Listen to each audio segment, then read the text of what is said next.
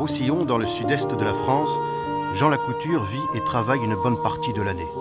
C'est donc là qu'il fallait esquisser les contours d'un portrait sous la forme d'une double interrogation dont les termes sont inséparables. D'où parle le journaliste et où se situe le biographe? Question apparemment banale qui soulève pourtant les contradictions de l'homme et souligne les paradoxes de la position. Elles permettent aussi de fixer un regard.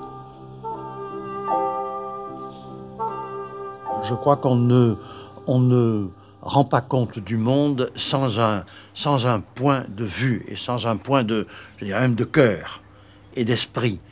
Le regard est toujours situé, il a une certaine chaleur, il a une certaine forme, si l'on peut dire, et le pire défaut, me semble-t-il, c'est qu'on puisse donner à croire aux gens qu'on est du point de vue de Sirius et qu'on est froid, impérial et qu'on est l'objet même, n'est-ce pas, ce qui aboutit à...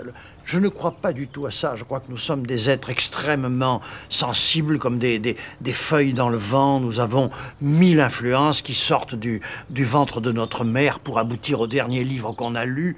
Moi, je me suis toujours j'ai avoué mes préjugés, ce qui est la façon d'introduire une certaine dose d'objectivité.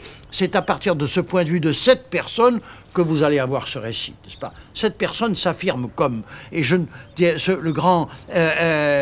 un grand essayiste natif de près de chez moi, Élie Faure, un des hommes qui a fait une des plus belles histoires de l'art du XXe siècle, qui était médecin d'origine et qui est d'un village près de Bordeaux, et disait le comble de la modestie, c'est de dire je.